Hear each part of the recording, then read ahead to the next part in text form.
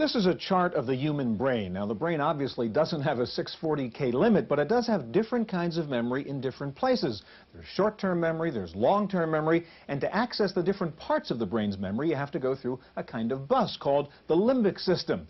Now, with a computer, it's a lot simpler, even though it seems more complicated. That's because today's sophisticated applications often require you to find and use all of the memory inside your computer. That's not always an easy thing to do. To help you figure out how to do that, today we'll take a look at high memory management on this edition of the Computer Chronicles.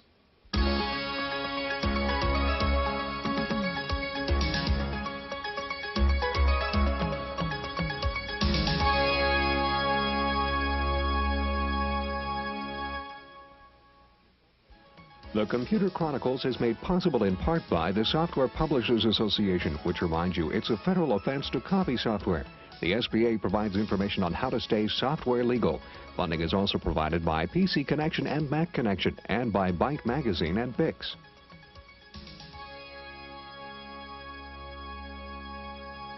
Welcome to the Computer Chronicles. I'm Stuart Chaffee, and with me this week is Tim Baharin, Executive Vice President with Creative Strategies. Thank you. Tim, we're talking about high memory and memory management problems, which Right. usually is in the DOS world and the 640K problem. Mac users have their RAM problems also, and Sure. sometimes even worse problems because of the graphic intensity, the memory demands of some of the Mac applications. If you're a Mac user, here's a great solution to the problem. Here's a Mac 2 with 5 megabytes of memory right now. Using this product called Virtual 2.0, I can just go in here and put 14 megabytes into the Mac here. That means we can be running all these applications at the same time. Just to prove I'm really doing that, you can see we're in Excel right now, and I'm doing a recalculation. Right. So you see Excel really is running. While Excel is running, I can go into here and say, let's take a look at what's going on in PageMaker, which is also up and running, Sure. eating up all kinds of memory at the same time. And on top of that, at the very same time, I could be figuring out my taxes with Macintax, crunching numbers heavily, eating up lots of memory. And not only that, I can then pull up, say, this pixel paint image of a frog. Goodness knows how much a lot of memory used that there. thing's eating up. And then I can also be running Mathematica, which wouldn't run on most Mac 2s all by themselves if we didn't add all that memory. Let's go back to the DOS world, though, which we're really going to be focusing on. Give us a quick history lesson. What's the reason for the problem with this 640K barrier?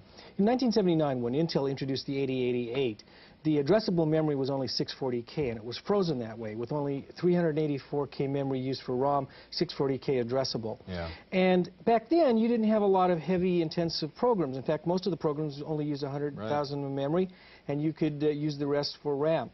As a direct result of what's gone on in the computer industry, more sophistication, we've had the need now to go beyond 640K. In fact, some programs use almost that full 640K just to run. And so consequently, you've got to look at other methods. In this case, we're going to be looking today at some other software and hardware tricks in order to get past that barrier. Exactly. We'll be looking at several solutions to accessing and managing extra memory. We'll look at software solutions, hardware solutions, and we'll see how an operating system like OS/2 can access up to 1 gigabyte of memory without any outside help. Now, as Tim explained, we need memory management products because of the inherent memory problem in the original Intel 8088 processor. So we'll begin with a visit to Intel to find out more about the origins of the 640K barrier. The problems with accessing more memory started with the limitations of the original Intel 8088 processor. While the processor does contain over 1 megabyte of address space, only 640K was made available to DOS applications. The rest of the addressable memory space was dedicated to system ROM. Even when Intel brought out the new 286 and 386 chips, the problem still remained. The 286 could address 16 megabytes of RAM, and the 386 can handle 4 gigabytes, but the limitations of existing application software and the lack of a new standard operating environment mean most computer users are still running their 286 and 386 machines like fast 8088s without taking advantage of the access to expanded and extended memory. That's called running your CPU in real mode. To get at the memory space above 1 megabyte, the 286 and 386 chips have to operate in what is called protected mode. Intel's Mike Bemis explains. The typical solution to getting past the 640K barrier would be to use a DOS extender.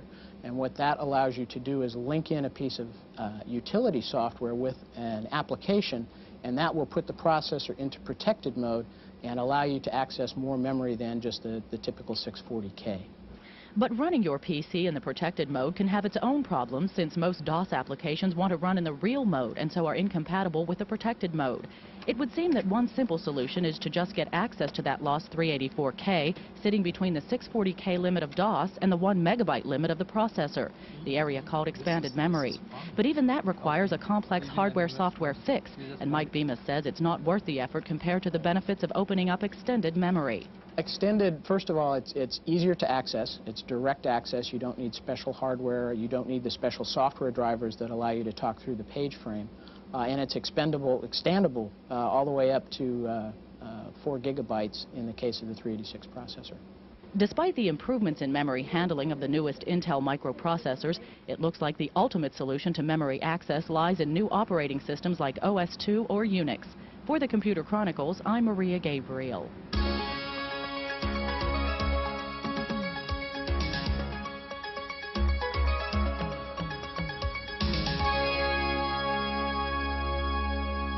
One of the most popular software products over the past year has been Expanded Memory Manager from Quarterdeck. And here to show off the newest version of the product is Gary Saxer of Quarterdeck.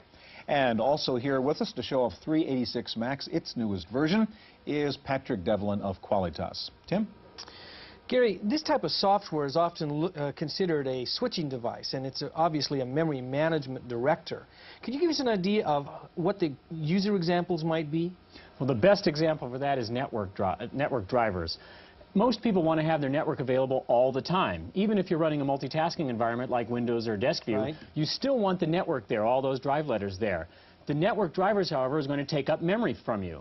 What you'd like to do is get that memory back, and so by putting it and managing the memory between 640K and 1024K and using the network driver up there, you then get more memory below 640K for your regular DOS programs. All right, show us how you would do that with Quarterdeck's product. We're using one of our products that comes along with QAMM386 called Manifest. It lets us peek around inside the machine. Okay. Here you can see, for instance, it's showing us that we have 539K. You can see me moving the mouse around a little bit right there.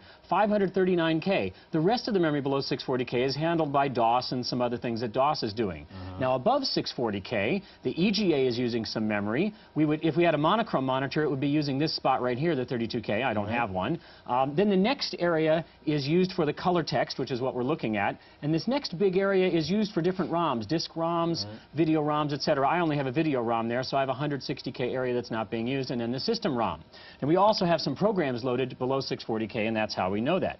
That's how we know that we have 539K. Now, if we take a look at this item called hints over here that Manifest gives it, one of the hints is to install QAMM386. Surprise. You shouldn't be surprised at all. The idea here is that Manifest helps you figure out what it is you're supposed to be doing. It holds your hand, as it were, all along the way. And what we need to do right now is to manage that memory. QAMM386 is going to convert extended memory into expanded memory, and it's also going to give us high RAM management. Notice how the memory map has changed now since I rebooted. Here's the EGA graphics area, and this previously unused area is now high RAM. now allocated. And this area up here is now high RAM and the page frame. However, the memory resident programs are all still loaded below 640K. This brings up an interesting dilemma here. We have the Magellan driver and the mouse driver, etc. there, and 537K. All right, so we went backwards by 2K, but we'll get there. Notice that we also have a 31K and a 96K region available. Now, back when it was easy to figure out what to do, you would just load everything in one big spot. We have a program called Optimize, which Manifest will give you a hint and tell you to run here, and I'm running it right now. Optimize's job is to look at the size, both the loading size and the resident size, of each of these programs that gets loaded into memory and figure out the best possible way of loading these programs in. I'll try and stop the screen here as it comes up with the AutoExec file here so you can see. Notice, for instance, you can see the mouse driver there, you can see the SED driver, you can see the keyboard driver, the Magellan driver. They all got loaded into memory with a little bit of extra stuff at the beginning. And then, up there near the top of the screen, it said it tried 729 different combinations. So it literally was running those trials to see what was the optimum. Yes, it said, put the ANSI driver here and the mouse driver. Nah, that doesn't work as well as putting the mouse driver here and the ANSI driver here. And then the third step is, it actually goes out and tries it. It might not work. It usually does, but it might not work, so it actually goes out and tries it. So we went from 539K to 537K, and if we now take a look, we have 591K. Yes. And yet all those drivers are still loaded. Buffers and SED and ANSI and keyboard and Magellan, they're all loaded. In fact, I still have 73K of memory available above 640K. Then what you might want to do is run some other kinds of programs. Now, we can do all of these kinds of things that we've seen so far on an 8088 or an 8086 using a product called CRAM that we have, QRAM. This This is being a 386, of course, we're using QEMM 386. Another thing that we're going to run is Microsoft Windows. You can see that even though we have the resident programs, including the mouse driver, loaded up high, I still have Microsoft Windows loaded, and I can run other very large windows as well. Here you can see I have a 564K program. In this window right here, I have a 564K program also. I'm actually running Microsoft Windows inside of Desktop. True multitasking. Yeah, right. True multitasking of DOS-based programs while managing the memory. The trick is managing it. Okay, that's great. How much does that product cost? DeskView, DeskView 386. That's what we just saw. DeskView 386 is $229.95.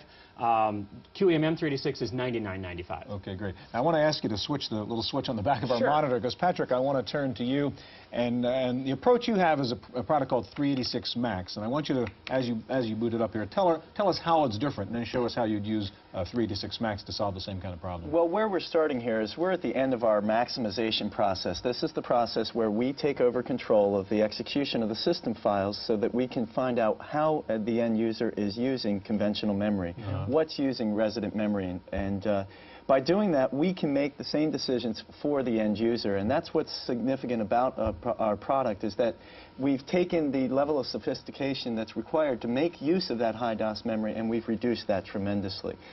In the past, people would need to work, even the most sophisticated people would take hours sometimes to make these type of configuration decisions, and then would still not be sure they made the optimal decision. So you're saying you don't have to be a genius hacker to use this? No, you don't. Okay. You don't. And there's one thing I would like to focus on here is a technology that we call FlexFrame. Okay. It deals with the fact that when resident programs load into memory, they use a much more space when they're initializing than when they actually go resident. And this is invisible to an end user and can make it difficult when trying to shoehorn programs into very tight spaces in high DOS memory. Well, I have a printout of what a program would look like as it's actually loading into memory. So if you notice what I'll try to highlight the line here so we can see. Sure. The PK spooler, it uses over 47,000 bytes when it's initializing, while only using 18,000 bytes when it's resident. Right. So if you have a 20 kilobyte available space in high DOS, this program couldn't fit. You would normally get a message saying cannot fit. Well, what we're able to do is we're able to dynamically allocate the EMS page frame, map it, and make that memory available, which is an additional 64K of memory, make that memory available during initialization so that this program can use that, initialize, and then when it becomes resident, the EMS page frame can then be reinitialized and available to serve other EMS purposes. And again, we're also offering this high DOS memory use in a Windows 3.0 enhanced mode environment, which is significant. Another issue that comes up when running in a 386 enhanced mode environment in Windows is that you only have a single resident program loaded. Right. And if you need the resources of that program to be available in multiple DOS windows, a lot of times you're going to find it just simply doesn't work, or you get erratic results. We've done something called instance data, which allows us to, whether a program is actually loaded high or low, we can guarantee an end user that he's going to have unique data available to that resident program in each DOS window. The example of this, a rather simple example, is that I'll open up two DOS windows. Right. One behind, one in front. Yeah. And then what I'll do is I'll use ANSI.sys to change the screen colors, and you'll notice that when we go back that these changes are not reflected in the other DOS window. So if we move this DOS window down some, you can see that this changes did not affect the other open DOS windows. All right, Patrick, thank you very much, and Gary, two impressive products. Well, one approach to enabling software applications to access more RAM is to build in a DOS extender within the application. That was the approach Autodesk took with AutoCAD, and here's a report. Designing a hotel is a laborious process requiring thousands of blueprints. But the San Francisco firm of Hornberger and Worstel has found a way to reduce the paperwork with a computer-aided design program that can access all of the PC's memory. AutoCAD Release 11 from Autodesk uses Farlap's 386 DOS extender. With the extender, AutoCAD can transfer the data in blocks of 8 kilobytes at a time, or 8 times more than with regular DOS. The architects can use the entire memory to store even the largest drawings without having to switch back and forth to the hard disk. As we work on large projects, we often have to zoom in to see a small portion of the project. So in order to avoid the screen redrawing itself, the DOS extender helps us to get around the drawing much quicker, and we could zoom in from small area to large area to another small area very quickly. The DOS extender runs in the protected mode of the 386 chip. It takes over as the operating system for jobs needing more than 1 megabyte of RAM. The latest release of AutoCAD requires at least 2 megabytes of RAM. But with the DOS extender, big computing jobs, like architectural blueprints, don't have to be slow jobs. The DOS extender has been able to make us work a lot faster. Initially, we were limited with the DOS restrictions of a 640K barrier. Now that we have the DOS extender, the whole drawing as well as the program are loaded into memory. So it makes us work a lot faster than we previously did. For the Computer Chronicles, I'm Maria Gabriel.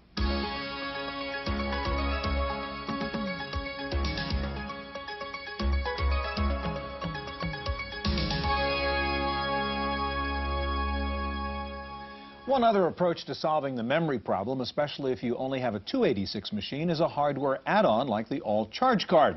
And here to show us how that works is Shelley Sofer of All Computers, Inc. Also joining us, Margaret Johnson, systems engineer at Microsoft, who's going to show off the memory power of OS2. Tim? Now, Shelley, so far today, we've mainly been looking at software approaches. But you have a hardware solution. Why would a hardware solution be a better approach? Well, if you've got a 286 computer, you really need some hardware to allow you to get beyond 640K. Right. The 386 already has memory management hardware built in, so you can get away with just software. But the charge card adds memory management to a 286. Making it look like a 386. That's right. All right, show us how you actually use the charge card. Well, Shelley. once the charge card is installed, it's completely controlled by software, similar to what we've seen earlier. And I've got a memory map here that we supply a utility called All Menu. You see the highlighted area up there, all these T's? Right. That shows me that I have memory up above 640K. Right now I have Sidekick loaded up high. And it could be a network if I was running Novell or 3Com or Banyan. And this allows me to, I've loaded that up above 640K. Right. Now, I want to go back to DOS and very quickly run check disk to show you how much free DOS memory I have. 590, 480 bytes free. My Sidekick is, of course, fully resonant. Right. Now, once the hardware is installed, it allows you to do on your 286 what we've been seeing is done on a 386. For example, if I was wanting to multitask and I was running my Lotus 123, this is a fully functional Lotus. Right. I have a worksheet status to show I have lots of conventional memory plus expanded memory, and my Sidekick is also resonant. But I can also multitask now. Yes. What I'm going to do is write a very simple formula and copy that formula 8,000 cells through the spreadsheet. Now you can see at the top left of the screen, Lotus is telling me to wait. He's recalculating. But while he's recalculating, I'm going to open up my DBase 3+. And I'm going to start to sort my database. So I have DBase 3+ running, and you can see now Lotus is recalculated. I'm back in my Lotus. Still go to Sidekick? Still go to Sidekick. What I'm going to do is copy those 8,000 cells across the spreadsheet. So Lotus again is recalculating. DBase is running. Suppose I need to do something in DOS. Very simply open up a DOS window. And here I'll just scroll through a directory. And you're doing this on what was a 286 machine, which you've modified. Now, when you tell me I've got to go plucking processors out of my motherboards and I get nervous now, show me how difficult it is to install this thing. Well, the charge card, we actually include all the tools that you require. Very simply, in this case, here's my 286 system board. I just place the tool, pull, CPU comes out. Then I get the model of charge card for my computer. So that's the charge card itself. Plug it in, take the CPU, put it back on top. I've just upgraded my machine. Okay, well, it looks reasonable. And what's this all cost? The charge card retails at $299. Not bad. All right, we want to turn to another approach now with OS2. And we've really been looking, if you will, at fixes, I suppose, to the problems in DOS. Right. And with OS2, you're really kind of starting from scratch to deal with this memory problem, aren't you? You bet. OS2 is the first operating system designed for PC that takes advantage of mini and mainframe abilities. It was designed from the ground up to get away from those limitations of DOS.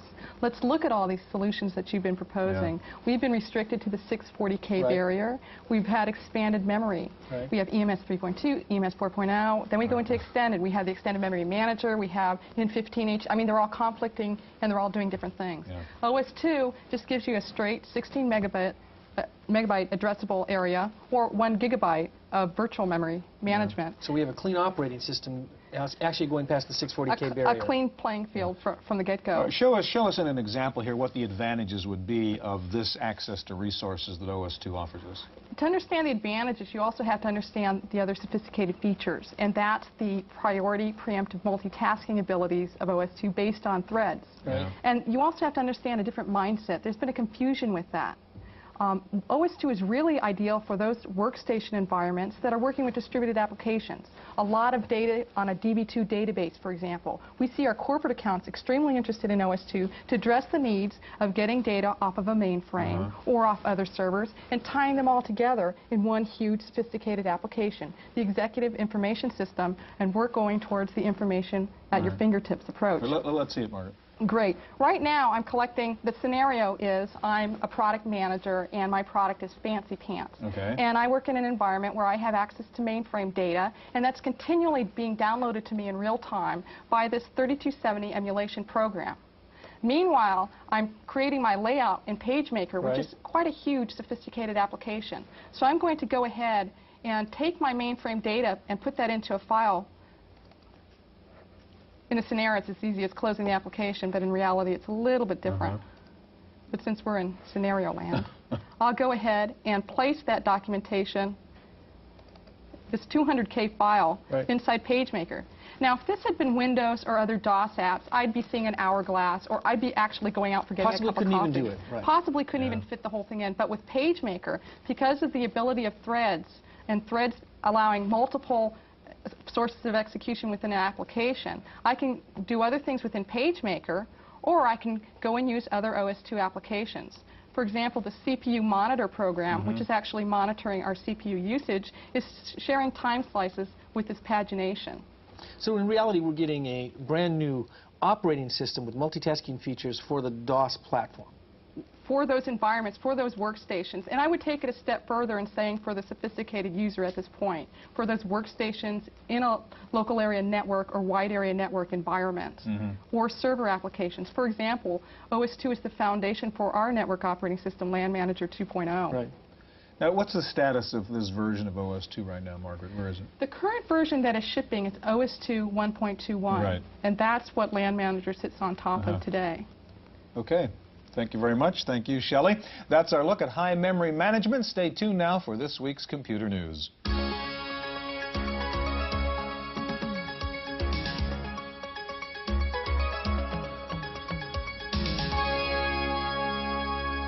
In the random access file this week, Computer Accessories has introduced a new input device for PCs that's perfect for presentations. It's essentially a remote control mouse that acts like an interactive touch screen. The hardware consists of a camera that projects the PC image onto a large LCD projection screen. You then use an electronic pointer with built-in mouse buttons to control the software. The high-tech input device is called the Proxima Cyclops. BMC Micro Industries has developed a new kind of hand scanner which lets you scan large images without lifting the scanner. The scanner software remembers where the scanner is, so you can scan down one column of a large page and then just slide across and scan up the next column in one continuous motion. Using that zigzag motion, you can scan a page up to 11 by 18 without stopping. The multi-directional hand scanner is bar-shaped and sells for $299. Well, there's yet another new object-oriented programming package that lets you develop complex applications without using any code. It's called the Brain. It uses pull-down menus and plain English commands. You can create low, medium, and high-level objects, and the package automatically maintains a dictionary of used objects to assure design consistency. You can also import other program routines written in high-level languages. The Brain is sold by the Ingenio company. It's due out early next year. The price is $795. Taking a look at this week's top 10 software titles for the PC, PC Connection reports that Adobe Type Manager for Windows 3.0 is still in the #1 spot, followed by TurboTax. In third place is QuarterDeck's Expanded Memory Manager, and PC Globe is fourth. In fifth place is Quicken. Rounding out the top 10 are PC USA, Microsoft's Entertainment Pack for Windows, Facelift for Windows, Info Select, and the new Print Shop Companion. AutoCAD says that Release 11 of Autodesk will be the last release of the popular program to support 286 machines or lower. The company says the program is becoming too complicated to run at acceptable speeds within the limitations of the older processors. Release 11 of Autodesk is due out in March. HumanCAD has announced a new program to provide designers with images of human models that are anatomically and ergonomically correct. The program is meant to be used in conjunction with specialized CAD software. The PC program, called Mannequin, will allow designers to test design objects to see if they will work ergonomically with a human body. The program will ship in January and sells for under $700. Time now for this week's Software Review with Paul Schindler. You don't have to be Sherlock Holmes to figure out that your arm would get pretty tired if you had to hold this up all the time. Yet for vision-impaired people, it's really difficult to read the tiny type on a PC screen. Macintosh users have had solutions for this for some time, but now PC users have eye relief. Now, there are two versions of this large type word processor, one for laptops and one for PCs. iRelief is a very simple ASCII word processor, and it doesn't pretend to be anything else. It comes up automatically in whatever size you want. You can scroll through menu choices one by one. Under the video menu option, your choices run from jumbo to tiny, that is normal, with many gradations in between. It also has colors, and those are more important than most people think. They can make a difference to people with color-specific vision impairment. You can also change the spacing and the cursor blink rate. Printing is rudimentary. If you have a laser printer, you can produce large type output. Otherwise, you have all the usual editing functions, including word count and search and replace. iRelief is just $300 from Skisoft in Lexington, Massachusetts. For the Computer Chronicles, I'm Paul Schindler. Mirror Technologies has developed a full-page display for use with the Macintosh Classic. Since the Classic doesn't have an expanded slot, the display uses an internal video board which attaches to the logic board. A 15-inch display is available for under $700, and a 19-inch dual-page display sells for just under $900. Well, finally, the popularity of the computer science degree has dropped on college campuses. The Department of Education has announced that the number of undergraduate degrees awarded in computer and information science has dropped for the third straight year. According to the Washington Post, students entering computer science say the major is both time-consuming and tedious. But then again, what major isn't? That's it for this week's Computer Chronicles. I'm Maria Gabriel. The Computer Chronicles is made possible in part by the Software Publishers Association, which reminds you it's a federal offense to copy software. The SBA provides information on how to stay software legal. Funding is also provided by PC Connection and Mac Connection, and by Byte Magazine and Bix. For a transcript of this week's Computer Chronicles, send $4 to PTV Publications, Post Office Box 701, Kent, Ohio 44240. Please indicate program date.